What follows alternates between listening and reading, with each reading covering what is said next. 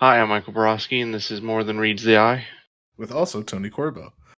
So, Broski, let's. You've been telling me before we started this recording that this is a little bit of a kind of dry story, and I have to agree. This next three chapters, issues, are a little dry, but let's walk through it. So, it pretty much starts with a person named Nightbeat and Cork finding a dead body, and it's the beginning of the Autobot and Decepticon just rivalry slash hate crimes of it. Yeah. War. Well, it's not a war at this point, but yeah, it's starting to be. And what they're doing is Rewind had the good idea because Wrong's head was shot off by Swerve in the last issue, and somehow he miraculously survived, but he's brain dead. And they're trying to jog his brain back. And they had him hidden behind like the bar while he's explaining all this, and not everyone was cool with that. Yeah. So I mean, who would be cool? Why would you be cool about that? Someone hiding a brain dead guy behind the bar when he should be in the hospital. yeah, he really should have been in the hospital. So to begin, they start it with Chrome Dome, and I'm just going to go through all these people's story beats and what they're trying to tell you as the reader. So Chrome Dome learned about the aggression between the Decepticons on the Autobots, and we learned that he was working on a case. And in the meantime, Drift used to be a Decepticon during this time, and that was kind of a shock to everyone because he's like the priest of the ship. All right. So Ratchet and Optimus were the ones who like saved him, like got him over his like drug addiction. And like that shows how like long ago like their friendship started, because this is like thousands of years ago, because this comic takes place after the war on Earth. So they've been friends for a long time. Even though one's a really religious person, the other is like a down to earth scientist. We learned that people used to switch bodies and no one really liked this thing called the functionists. They don't come in until like way later, but they're like a group who are like, you are a slave to what you turn into. Like if you turn into a car, you're a car for your life and you have to do a car job. And not everyone like that philosophy. Like they talk about, oh, there was a car who wanted to like learn how to fly, and Whirl is actually a watchmaker, but he didn't want to, or he was a watchmaker, but he was supposed to be in the army, and he like defected. Yeah, I do remember that part of his story. So while they're telling the story, they find Red Alert like present in like the giant oil reserve without his head, and Rodimus immediately blames Cyclonus, and that's pretty much issue 9. I'm gonna whiz straight through all three of these. All right. Issue 10 starts with these group of Optimus's old friends that have never really been shown in any other media. Like they're not movie characters or show or toy characters. Mike, they're just kind of like new people. The main one's name is Roller. Well, Chrome Dome does more like detective work. Roller starts meeting up with other people in the story. He starts with Optimus Prime and Chrome Dome. They like decide to do a heist to steal the Matrix later on, because they learn that it's been replaced with a fake and a bomb. The person who tells them that was Whirl, like when he was still in jail for trying to kill Megatron and kind of starting the Decepticons. Yeah, like Oopsie. have the biggest oopsie of history. It's like the guy who failed Hitler out of art school. Like regrets were made.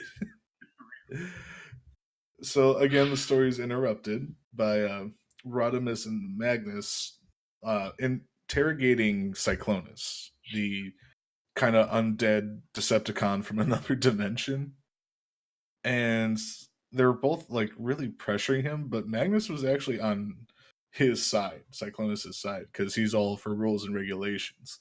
He's like, you can't just be like a wild cop and accuse a man for like no reason. Drift's all like, he's obviously evil. Just look at him.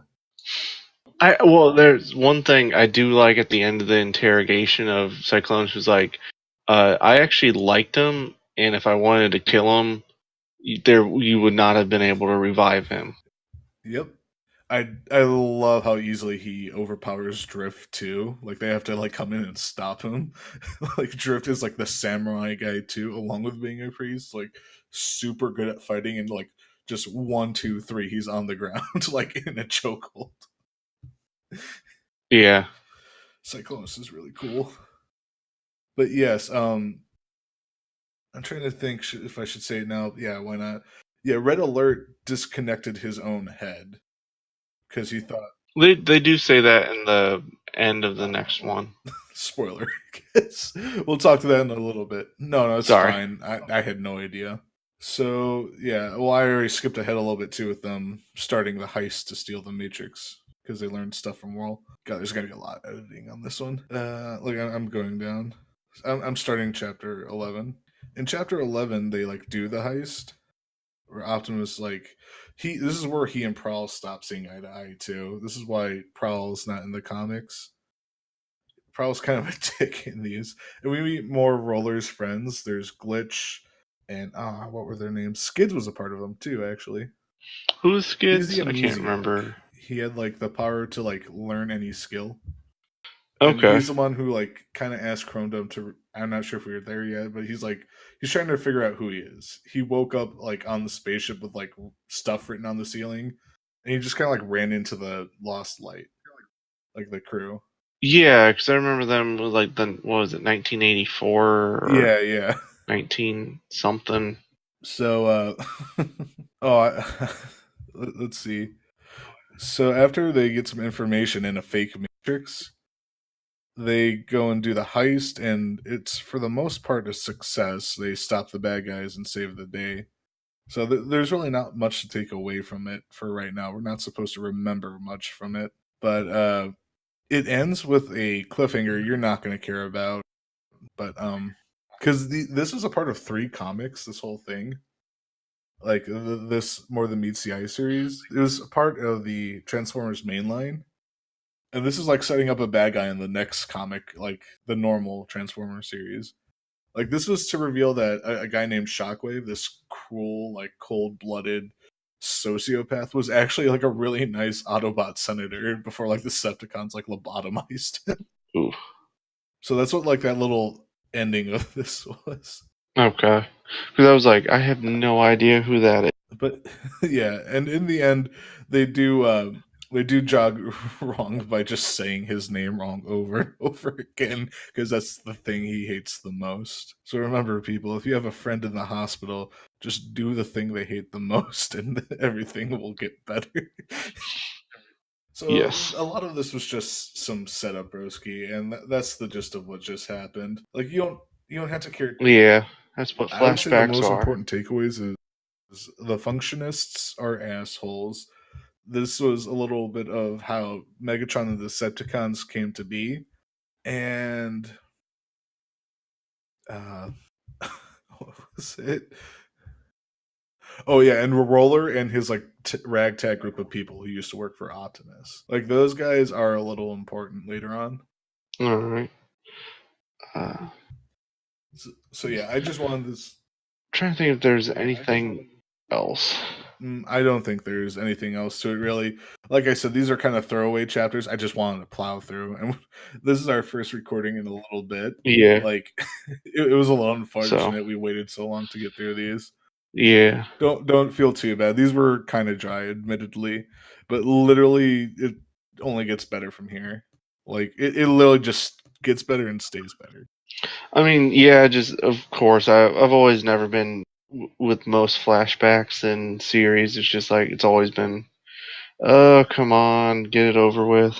Like we know what happens, right? Like only so many things could happen. Obviously, the people who are alive stay alive, and the people who die die. Yep. All right, so this was Tony Corbo.